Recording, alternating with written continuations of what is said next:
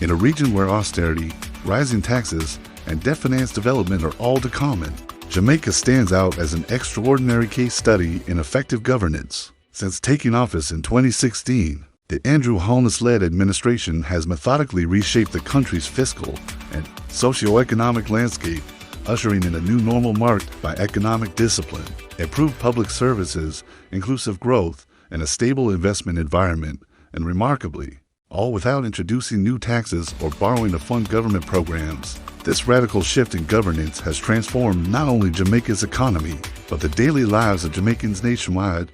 No new taxes, a rare Caribbean achievement. In a stark break from past fiscal practices and regional norms, no new taxes have been introduced since 2016 under Prime Minister Holness's administration. Despite global inflationary pressures and the economic shockwaves of the COVID-19 pandemic, Jamaica has managed to fund critical development projects and expansive social programs without increasing the tax burden on its citizens. Instead of reaching into taxpayers' pockets, the government has relied on conservative fiscal planning, discipline in spending, a growing economy powered by investor confidence and increased revenues, tax breaks and increased income tax threshold. The government's commitment to lightening the financial load on Jamaicans extends beyond avoiding tax increases. In one of its boldest economic moves, the administration increased the income tax threshold, which means more low and middle-income earners take home more of their hard-earned pay.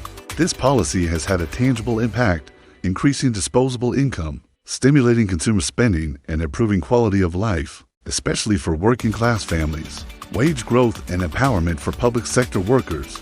In 2023 and 2024, the Holness administration approved what many call the largest wage increase in Jamaica's public sector history.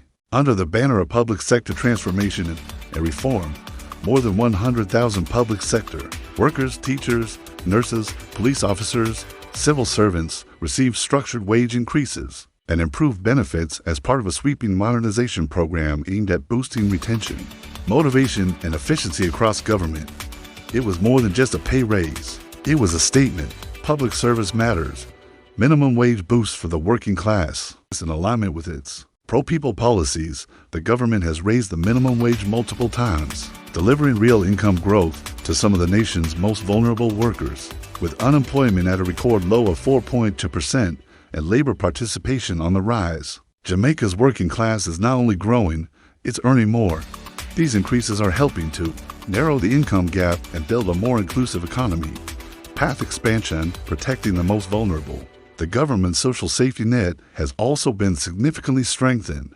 The program of advancement through health and education path has seen consistent budgetary increases, expanding its scope and reach to assist more families in need, especially those affected by external shocks such as the pandemic and rising living costs. Spending on PATH has gone up substantially each year, with greater cash benefits, targeted school support, and public access to health services. It underscores a government priority to not leave anyone behind. Even as the country grows economically, unprecedented infrastructure development, without borrowing, and from major highway expansions to urban road networks and modern public facilities, Jamaica is in the midst of its most significant infrastructure build-out in decades, all while not taking on new loans to fund government-led projects. Key highlights include construction of the Southern Coastal Highway Improvement Project, widening and rehabilitation of Spanish Town Road, Constant Spring Road, Hagley Park Road, Marcus Garvey Drive and Ferry, new schools and police stations,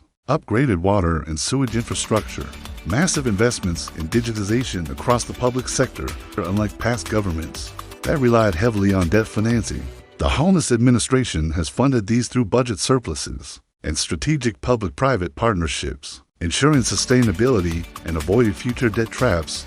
A model of fiscal discipline in the Caribbean, Jamaica has become a regional model of what discipline, visionary, and people-focused leadership can achieve. Under Andrew Holness, debt to GDP has declined dramatically from nearly 147% in 2013 to 69% in 2025, and the country has seen 8 consecutive years of fiscal surpluses. The strategy is working. Investor confidence is buoyant.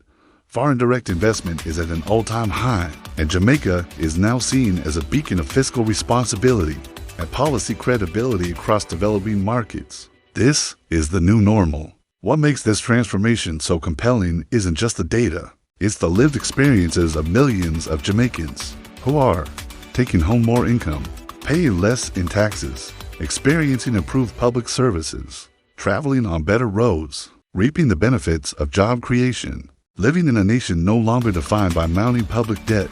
This is the Jamaica that Prime Minister Holness envisioned, a country run on sound governance, shared prosperity, transparency, and stability. Thanks to this new normal, the question is no longer can Jamaica do it, but rather, how far can Jamaica go? Have you witnessed the new normal? What do you think? Don't forget to like, subscribe, and share this video. Thanks for watching and see you on the next one.